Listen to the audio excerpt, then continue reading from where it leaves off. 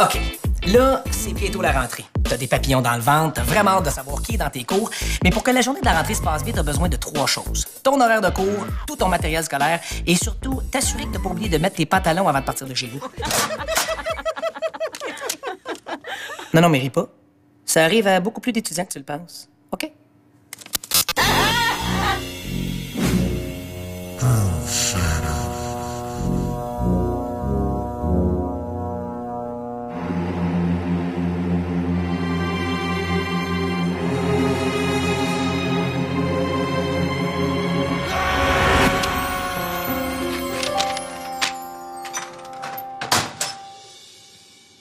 T'as probablement zioté un peu ton horaire puis tu t'es dit, un cours de 3 heures?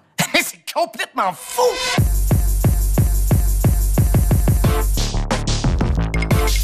Mais rassure-toi, c'est bien plus fou que tu le penses.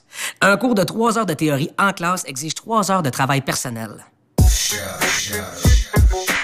Mais c'est donc bien beaucoup!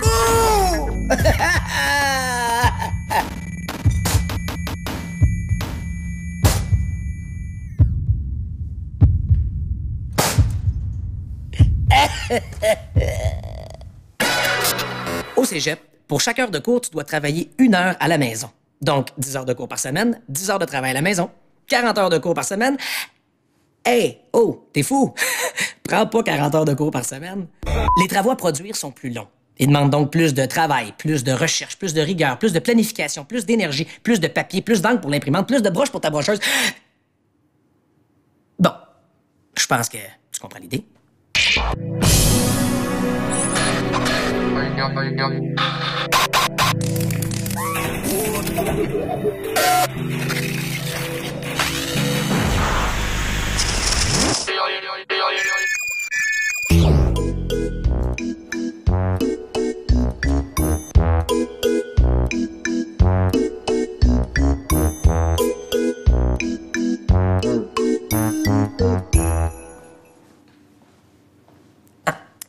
Là, tu vas te rendre compte que tu as de l'ouvrage en masse pour les 15 prochaines semaines et ça tombe très bien parce qu'une session dure justement ça, 15 semaines. Non, mais sais-tu assez bien fait ça? Hein? En plus, on ajoute 7 jours pour la période d'examen. Au cégep, la clé de la réussite, c'est d'y mettre de l'effort et surtout une bonne gestion de son horaire. Idéalement, essaie de t'engager une secrétaire pour prendre tes rendez-vous et s'assurer que ton horaire est pas surchargé. Oui, c'est super drôle. Non, je le sais, mais c'est parce que... Hein? Oh, oui, je le sais. Non, mais... Oh. Excuse-moi, je t'ai échappé. Mais, hein? Non, c'est pas ça. Non, j'étais un peu dans le jus, là. C'est pas... Hein? Oui, je le sais, mais c'est parce que si j'essaye comme ça de parler, ça... Oups! Ça... T'es-tu libre dimanche soir? Hein? Je t'avoue. Bon, c'est sûr que la solution plus économique, c'est d'utiliser l'agenda préparé spécialement pour ça qui te sera donné par ton cégep. C'est vrai? Ils donnent des cadeaux au cégep. Hey, j'y retourne.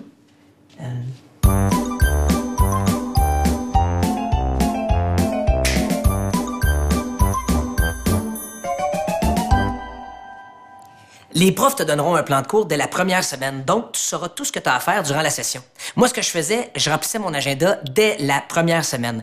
Dans les premières pages, je collais une photocopie de mon horaire de cours. Ensuite, j'écrivais toutes les dates importantes de remise de travaux, d'examens. Et la touche finale, je collais une photo des Spice Girls.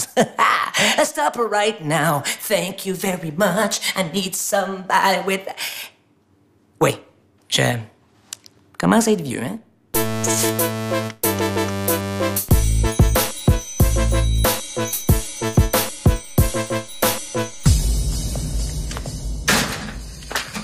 Ça, c'était mon horaire au cégep. Ça donnait 25 heures de cours, 18 heures d'études et je travaillais dans un resto 15 heures maximum en 2 jours. Parce que je pouvais pas travailler plus que ça sans que ça affecte mes études. Parce que, tu sais, les études, c'est un peu comme les poissons rouges. Si tu t'en occupes pas, ils vont rester pris dans le filtreur. Non. Non, c'est pas vraiment ça que je veux dire. Ce que je veux dire, c'est que si tu travailles plus que 20 heures pendant que t'es encore aux études, ça met sérieusement en danger tes chances de réussite. De mon côté, ce que je faisais, je m'arrangeais pour toujours inclure à mon horaire une vraie journée de congé complète par semaine. Ouais. Comme ça, je peux faire plein d'activités parascolaires pour me permettre de me défouler puis de sortir le stress. Des fois, je me claquais même un 8 heures de Super Mario Bros 3.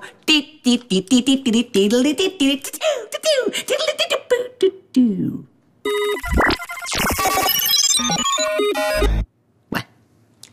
Je commence vraiment à être vieux, finalement.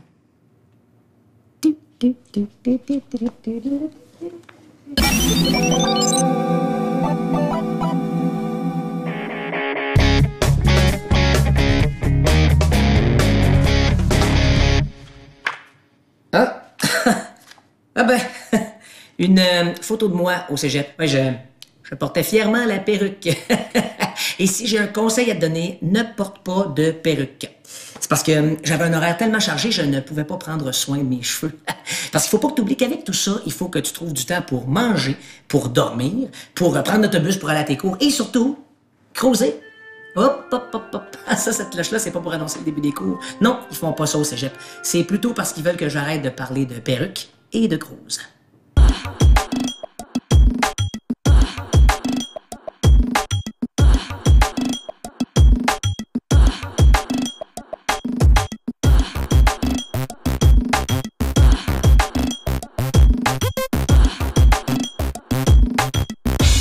Savais-tu que près de 60% des échecs au cégep concernent les étudiants de première session? Ça veut dire que la charge de travail peut te prendre par surprise. Si jamais l'échec te fait un surprise party, panique pas. Tu peux abandonner un cours avant la date limite. Puis si jamais il est trop tard, continue de suivre le cours et essaie d'avoir la meilleure note possible. Parce que sinon, l'échec va quand même apparaître à ton dossier scolaire et ton résultat va contribuer au calcul de ta cote R.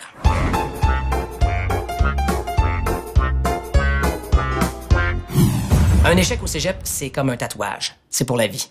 La seule différence, c'est que tu paies pas un gros gars baraqué pour te picosser avec une aiguille.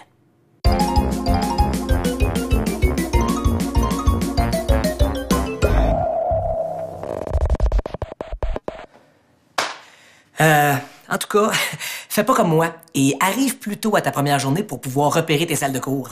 Parce que là, je suis complètement perdu.